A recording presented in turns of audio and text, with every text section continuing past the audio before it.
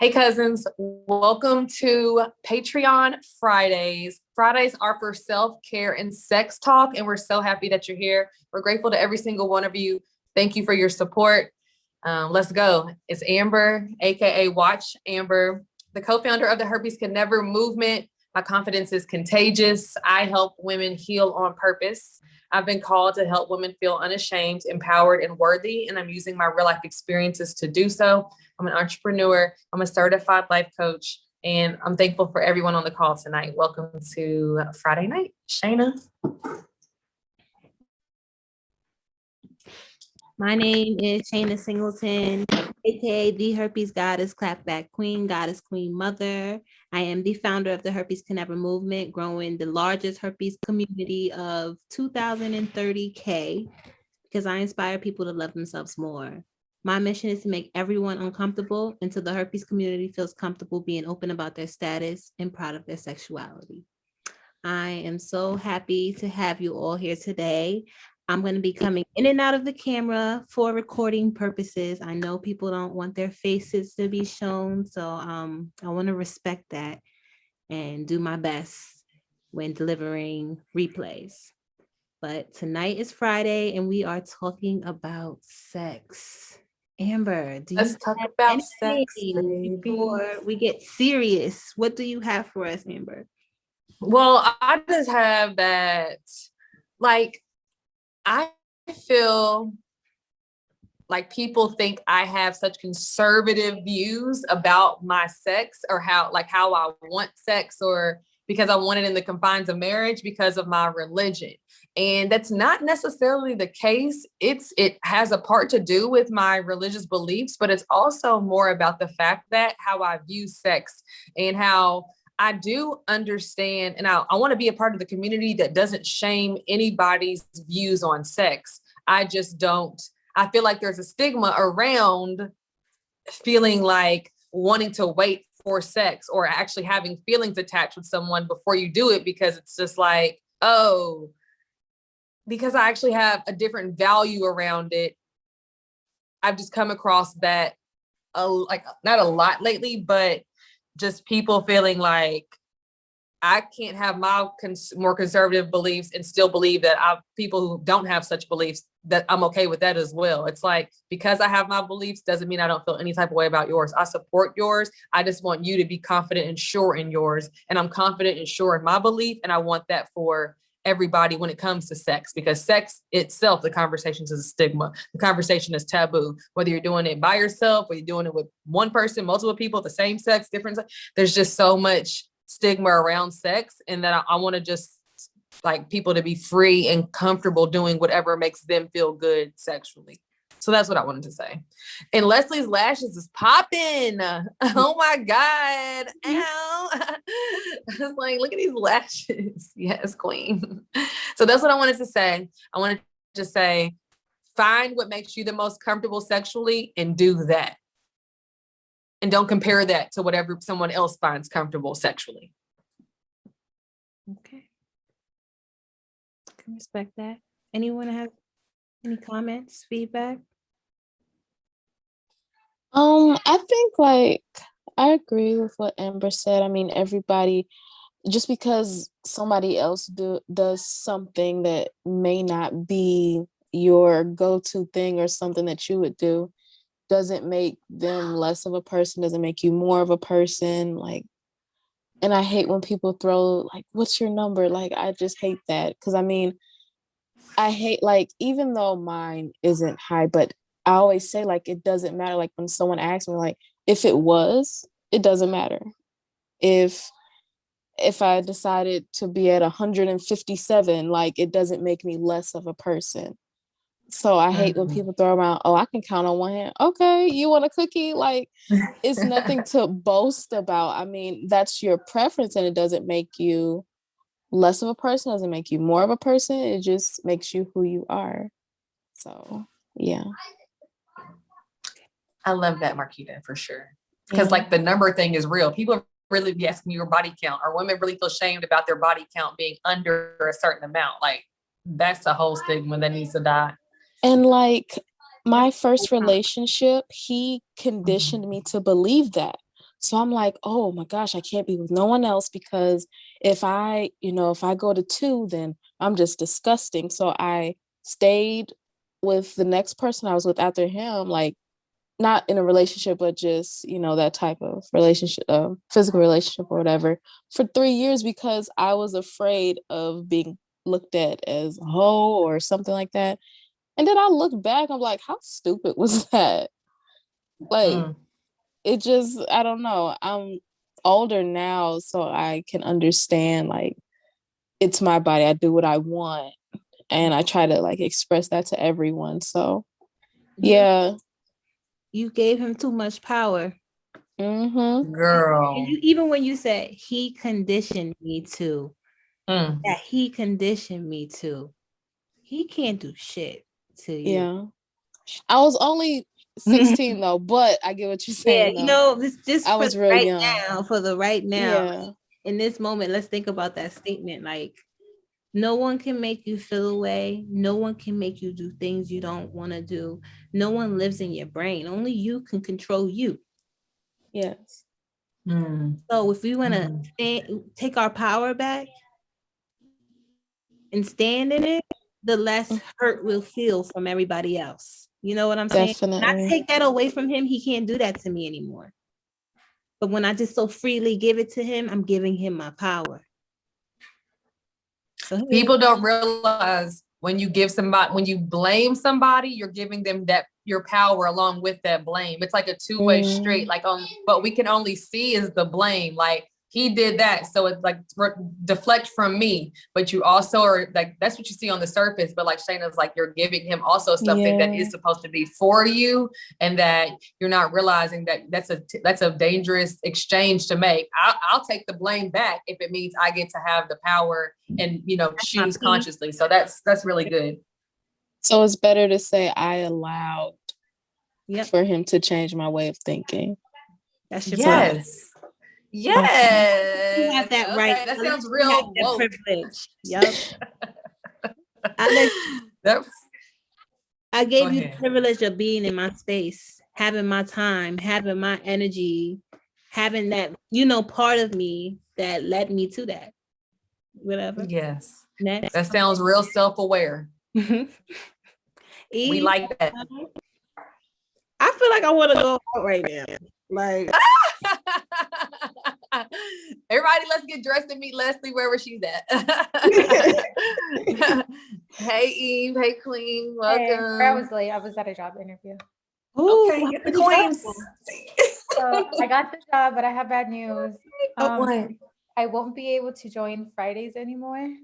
No. I know. Well, it depends on what girls they have for that night. But possibly I won't be able to join on Fridays anymore. Okay. Well, it's going to be on Patreon still. So yes, thank God for the replay. You'll be catching them. Yes. Thank you, Eve, for being here. She said from the job interview, baby. She's catching the rest of this Patreon. You made it a good time. Yes. Pen, Dana. paper. Y'all got your pen and paper? Because I'm going to ask you some questions right now. Leslie, just reflect. I'm going to ask you some questions right now. And then I'm going to show you a video. And then I'm going to ask you the same questions. Okay.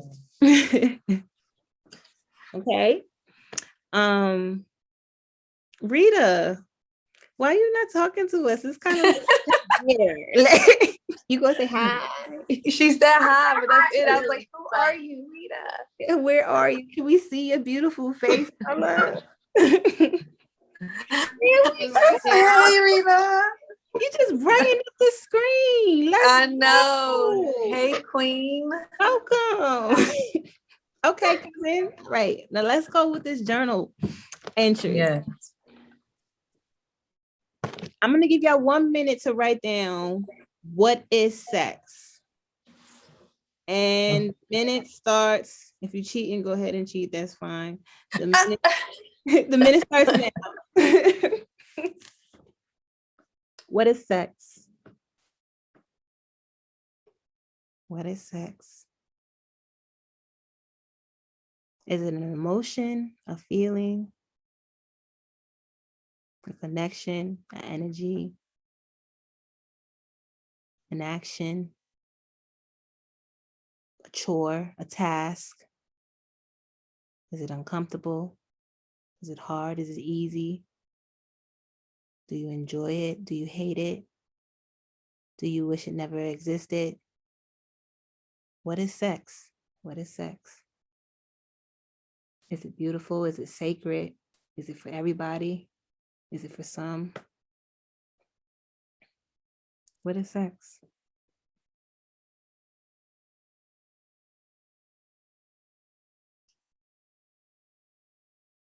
Time's up. Is this belief your own? Yes or no? Now, Amber. Yes? Yes, this Marquita. belief is my own. Yes or no? Yes. Yes. Leslie. Everyone saying yes. This belief is your own.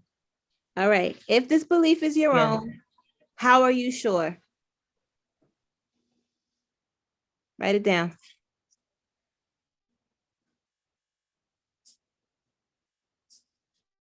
What makes you so sure that this belief is your own and it didn't come from your mama or your daddy or an experience? It didn't come from a show or an idea or a belief, religion. How do you know this belief is truly your own? You yes, right? You're so sure. How are you sure? Yes. It's a good question. Time's up. Next question. Why have you adopted this belief?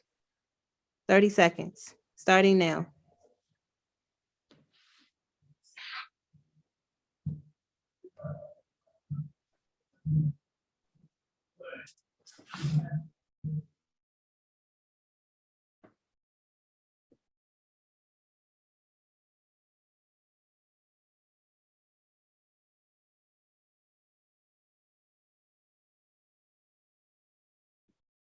Time's up. All right. How did that make y'all feel before we go into our video? Stress.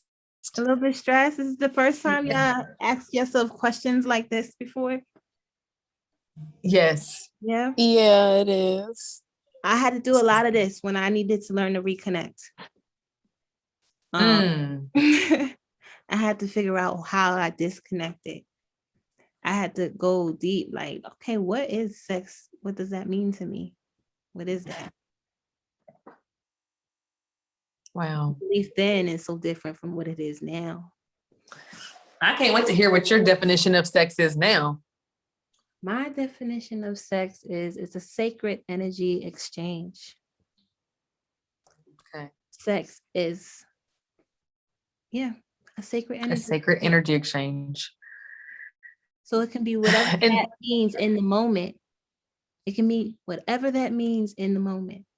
It don't have to be penetrate. It don't have to be no definition to what that is. It's a sacred energy exchange.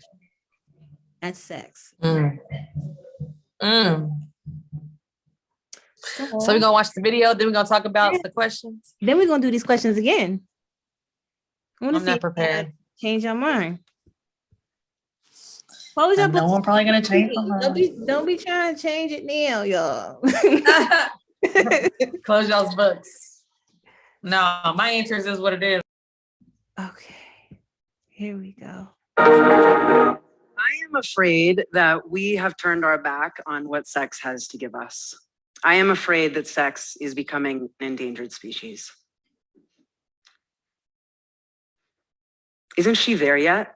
I'm just not there yet. Can he see I'm not there yet? I wonder if this feels good. This really doesn't feel good, but he seems to be into it. Just keep going. Hold your breath, focus, think about the laundry. Whatever you do, just don't. Come on. Don't be a prude. Just go for it. Stop acting like such a slut. Stop feeling so much. Act like you're feeling something else. Just stop feeling. Roll over and pretend you're tired. But it's been months. I miss you. I thought they were into me. I am so into her. What is happening with my body? I create conversations about sex for a living. I hear stories about people's sex lives, and I've had the honor of hearing them tell me all kinds of things that they've never shared with anyone. I hear from teenagers and adults, people who are married, single, celibate, divorced, people who love sex, people who are afraid of sex, people who've never had sex. What you just heard are some of the voices that follow us to bed. I'm here today to offer us a new story about sex. But in order to do that, I want to start by helping us see the story that we're already living inside of and how that has set us up to fail at sex. We live in a super confusing sexual culture. On one side is pressure. Locker room talk, pornography, magazine covers, Hollywood imaging, giving us a totally unrealistic and over-sexualized version of what sex is, telling us what sex and sexy is supposed to look, act, sound like, and feel like. And on the other side of the equation is silence. Silence, repression, and shame. We get messages like, don't let anyone find out. Don't talk about it. Don't ask questions. Don't be curious. Essentially, sex is still taboo and forbidden territory. These stories have hijacked our bodies and our beds, and they operate in the background, dictating what actually happens in our sexual exchanges and what doesn't happen. We are simultaneously, without realizing it, being bounced off the walls between pornography and Puritanism. No wonder sex is complicated, and it's not our fault. How many of us have ever faked an orgasm, endured physical discomfort, thought about the grocery list, ignored our partner in pursuit of our own pleasure, gotten bored, wondered whether our partner was enjoying things but never stopped to ask, pushed down rising emotion, played it cool, felt ashamed for what our bodies were or were not doing, felt violated even though we said yes, needed a drink just to go there? I think we can all relate to at least some of these. This has become our cultural norm. We have come to approach sex like we would a job, a sport, or a math equation. We try to figure it out, get it right, go through the motions, do our duty, play a good game, make it to the finish line, and fake it. And when we do that, it hurts.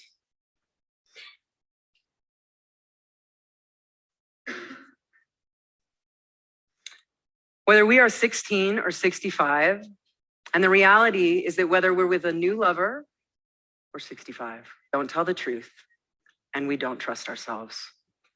What we do instead is put our game faces on. We act like we are performers in someone else's script. We demand our bodies to look and act the part. We pretend we're feeling things that we're not. We ignore emotions and things that we want to say. We ignore our instincts, all in the name of what we think sex is supposed to be. It's true that we're missing something in sex, but it's not what we think it is. What we're missing is ourselves. What's happened is that we have begun to look outside of ourselves and look to the world to tell us what sex is. We've begun to just believe a bunch of false sexual stories, and instead of turning around and calling their bluff, we walk around thinking there's something wrong with us, taking it personally, wondering what we're missing, and thinking we don't measure up. Nothing could be further from the truth. We have put ourselves and sex in a box that is simply way too small. And like anything that gets put in a cage, it and we want to be free.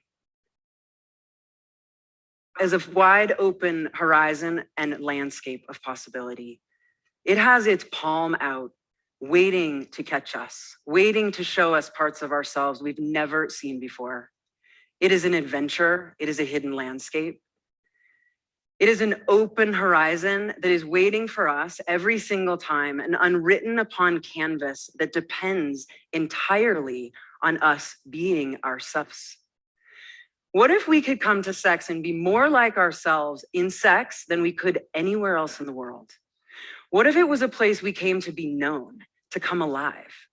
And I mean this whether we're talking about a one-night stand or the 10th or 20th year of a marriage. Because sex is not about knowing what we're doing. It is about knowing what we're feeling and learning to trust that. So how do we get here? We start by trusting three things: the reality of our bodies, the role of our emotions, and the wisdom of our pleasure. Our sexual bodies are so much bigger than we give them credit for. We, all of us, this entire body, this is our sexual landscape. And we often rush past it as if sex was only about the genitals. And when we get to the genitals, we have all kinds of ideas about what they should and shouldn't be doing and feeling. What would happen if we let our bodies really be as they actually were in any given moment in sex? That we didn't demand ourselves to feel pleasure where there wasn't. We didn't try to feel hard or soft or more of anything, but we opened up our definition of sex to include everything that was actually happening. Our hearts and our bodies are intimately connected. Somehow we've come up with the idea that sex and emotion don't belong in the same room together. And when they end up there, there's a problem. Our emotions are incredible messengers and textures that rise up to give us information, to guide us, to tell us what we're longing for, to tell us what we need, what we want to give and receive. They are a part of our sexual experience. And if we hold back our emotions, our bodies will hold back pleasure and our capacity for connection. We have a very narrow definition of what sex, pleasure, and orgasm actually is. We usually spend our time in sex thinking orgasm is this destination and singular event that we're either in the back of our mind trying to figure out how to get there or how to keep from going there too soon. If we really let pleasure and the wisdom of pleasure be our guide, we would be interested in letting every sensation last as long as we could stand it. And that would change the way we had sex. And then we would have to refer back to the wisdom of our bodies and the role of our emotions, because then we would really start showing up in that capacity. What would happen if we started telling the truth and trusting ourselves when it came to sex? What would happen if we told the truth about our desire to have a different kind of sex, this kind of sex? We can't do this alone. Sex is a revolution that will travel and travels from body to body, from breath to breath, touch to touch. Sex doesn't start in the bedroom. It starts before we even begin touching. Sex starts right now in how we relate to ourselves, in how we emotionally connect to the world, to our partners, and how we regard ourselves. The good news is this is not about learning something new. This is about coming back home. This is about knowing that this is the locus of our sexual experience and trusting this. When sex only goes skin deep, we know it's missing something. We come to sex to touch what's beyond skin deep, and that's what makes sex really beautiful. The next time we're in bed with a partner or on the brink of a sexual experience, see if you can let yourself really be there in exactly what is happening for you, without a script in your mind, without going through the motions, and without any kind of autopilot. Can you really trust what's happening in your body and let that be there? Can you get curious about what's rising up in your emotional and internal world? Can you trust and listen to pleasure and let it be a guide for you? Sex is not a place for us to know. It is a place for us to come alive and discover. And in the end, we hold the keys to this cage. Sex, like any endangered species, is depending on us to save it. Thank you.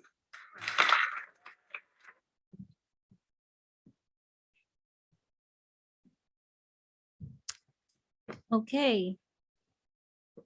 Go back to your answer to what is sex. Is this belief your own? Yes or no? If yes, how are you sure? If no, where or who does it come from? 30 seconds now.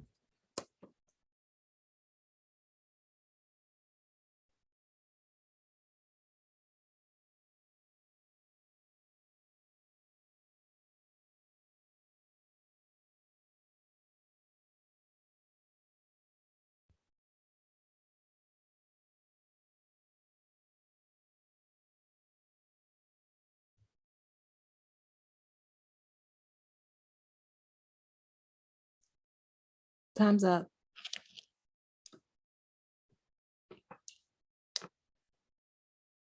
Are you open to a new idea or a new belief when it comes Yes, to absolutely. sex? Yes? Okay. Yeah, that was very enlightened. Helped enlighten a lot of things in me. That was good. I really enjoyed that. Yes, yes. I would love just to hear feedback. How y'all feel? This is the first time I share my personal journals with everyone. So I would love your feedback. Patreon's lit and so intimate and perfect. This is the setting for this. I love everyone on here.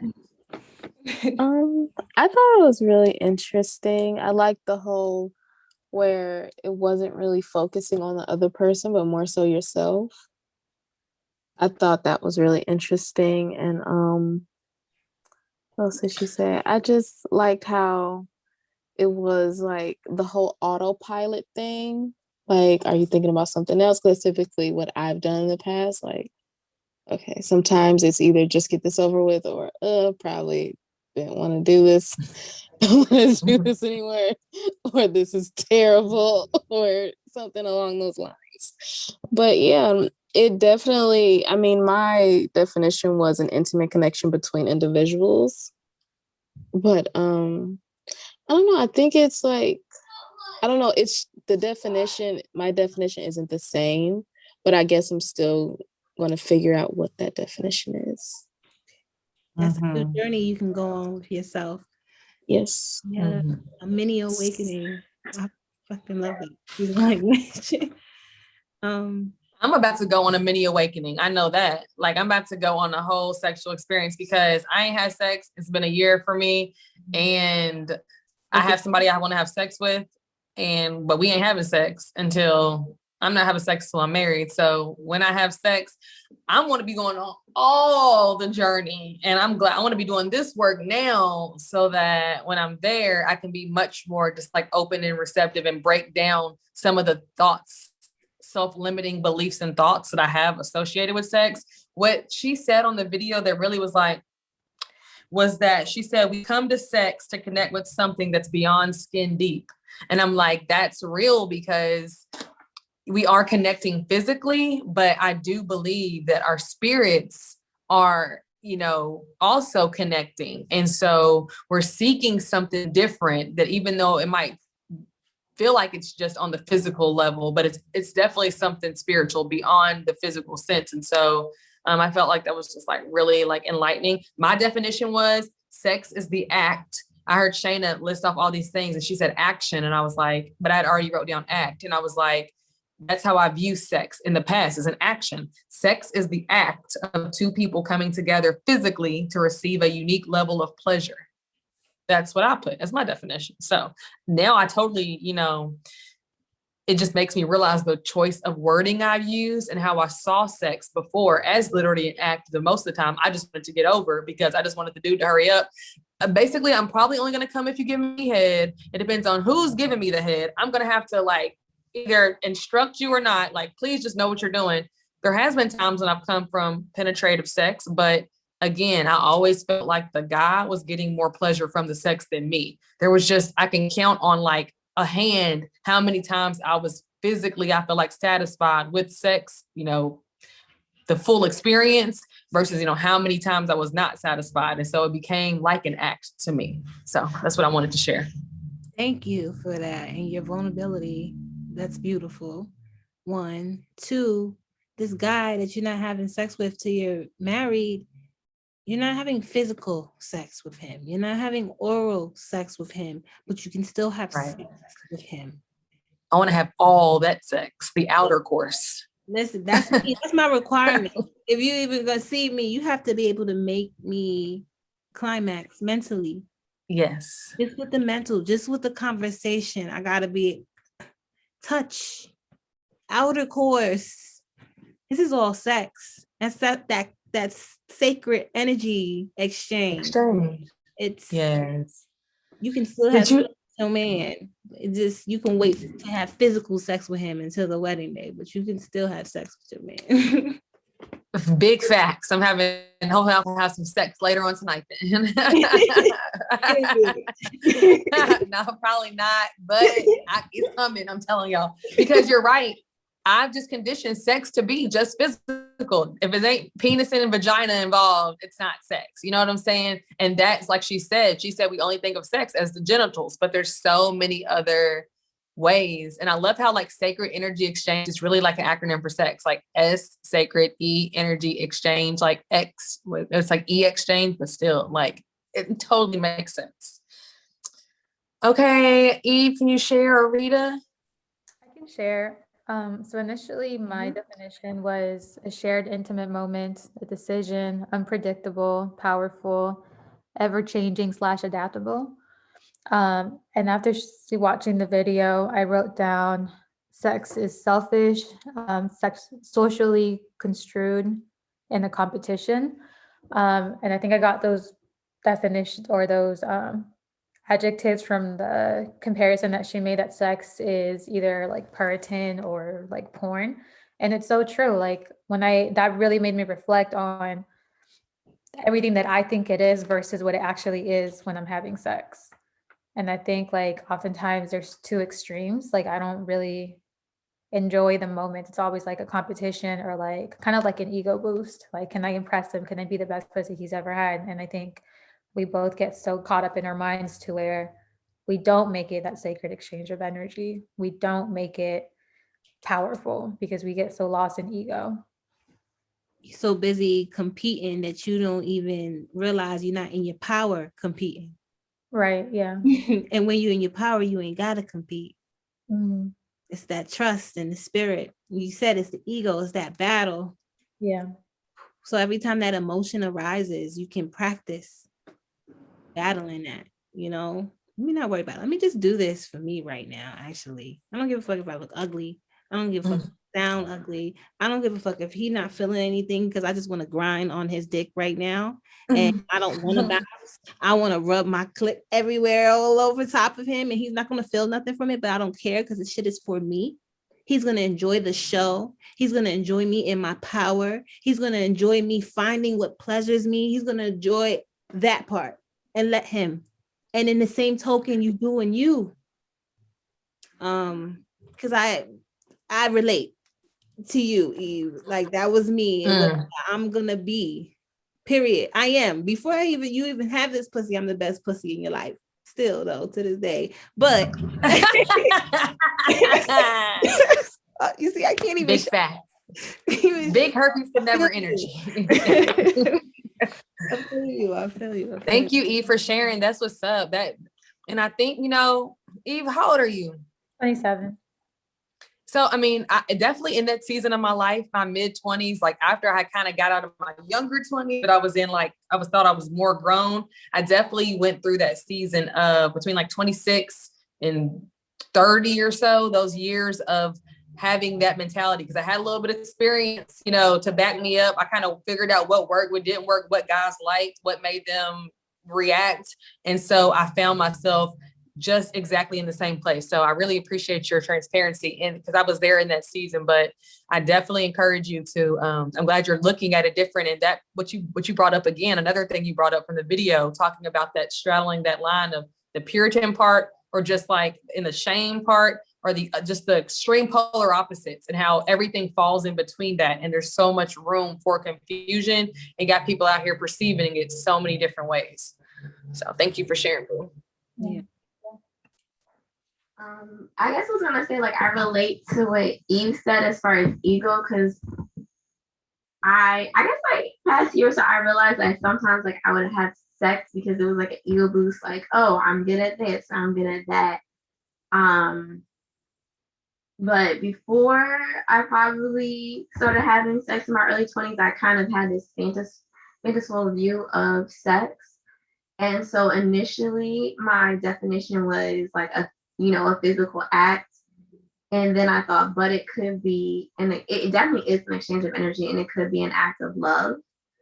And I think it can be all those things, but I would prefer to have it be an act of love, like when you really care about a person, But I guess I can relate to a lot of what you guys said. Thank you. Thank you. Thank you, Rita, for sharing. We appreciate you participating, Queen. Thank you. Yes. Whew. Well, that went beautiful. We got a lot of things to reflect on. Everyone can go on a journey, start their journeys. I've gotten, like I said, I haven't had sex in 3 years, but I've had the best sex I've had in my life in these past 3 years. Trust me. I haven't had sex in 3 years, but I've had the best sex I've had in my life in 3 years. So I already know once I am willing to welcome somebody in that way, I can't imagine what my sex is going to be like, because I already know how to make it magical with myself. Yes. So yes, I can't wait to hear all those details one day. I hope I get, well, whatever details you want to share. I'm so looking if you forward want to to that. go on a shroom, I usually do shroom trips by myself, but if you join, if we had a retreat, sorry y'all, this is off of Yes. whatever not. We definitely having a retreat once we have our in-person one. Yes, we'll have our virtual one first. My girlfriend, she has herpes. She's a therapist, and she can prescribe psychedelics. So we can get her on the retreat. So that would be amazing. Yeah. Okay, I'm definitely gonna go on a journey with self about this sex thing, because I feel like when you find out you have herpes, that's one of the things that just feels like it goes first. And you don't know how you're going to do it again after that point. Well, if you are anything like how I thought, I was just like, okay, I have herpes now. What am I going to do about sex? Am I going to keep having it? Am I going to tell the people I have it? What am I going to do? Sex was one of the first things on my mind after I found out. So I feel like it's something super important to talk about. So, sex. I want to know if like no one was, if you were like zero judgment, which this is probably the closest to zero judgment you'll ever get in your life, like real life. Being here with Shayna and I, who just hear everything from other people who share their things that they don't share with anybody else with us. If you're honest with yourself, do you even know how or what you think would make you like give you pleasure? Like, do you know? Like, do you just like, I'm more conservative when it comes to sex. I only want to have sex with one person, over the course of my life. Or no, I want to be a person who has sex with multiple people. I don't want to put a limit on my partners for sex. Like, are you confident and comfortable enough to know what you actually desire in that area? Are you figuring that out right now? I know what I want, but I want to know what y'all think. I would say like physically, yeah, but as I've gotten older, I guess I've put more emotion into it. So it's like, I'm a type that like, if there's like not a mental connection, if I'm not like mentally stimulated, then it's Nevada. Oh my God, my mom's singing. Shut up. And not that it's Nevada. Don't do mommy. Don't do mommy. I know, right? She's showing out. She's so embarrassed. She's so embarrassing. But yeah, like it's like it will be like someone stopped and asked like, "Are you okay?" And I'm like, "Dang, I'm thinking about a movie." like my mind will go somewhere else. Like if I'm not into it. Yeah. And that's good to know. Yeah, so I've noticed that in the past. So that's one thing that I do need. And I think that's why I just stopped giving myself, because it's like other requirements aren't being met for me.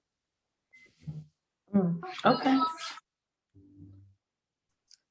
I guess you can ask yourself, why can't you meet those requirements for yourself? Explore. Okay. Yeah, I did write some questions down. I was like, Yeah. I wrote, what is it? What does it mean to me? Why are you doing it? And how do you feel? Those are good questions. Yeah. Those are definitely good questions to reflect on, especially when it comes to sex. Yes. I had a homework assignment, and I wanted everyone to list your sexual belief systems. Be 100% honest with yourself throughout the week. If you find them, write them down or put them in your phone real fast, but list them. I would love to hear everyone's sexual belief systems and like come up with this mass list of, I guess, common sexual belief systems. Yeah, because, you know, we all have different experiences, so they're all going to be different. They're going to be through our lived perceptions of what we've seen, how many people, what type of experiences. So that will be a good thing to compile. And then I definitely wrote that down. Hearing others, you might see it in yourself as well. Like, oh, I didn't think of that one. Hey, that's something. This next week, we can work on it, transforming it. And now we have created our sexual affirmation list. Yes. I'm gonna say my sexual affirmation on a daily, baby. Okay. Say it before and after an orgasm. It won't be a daily thing, but say it before and after an orgasm, or after when you're in your power. If you can do it, say it before. Say it before. After, you might just be like tension in it, like before I masturbate, my sexual affirmations, and then go do your thing and see how empowered you feel after. Yes, queen.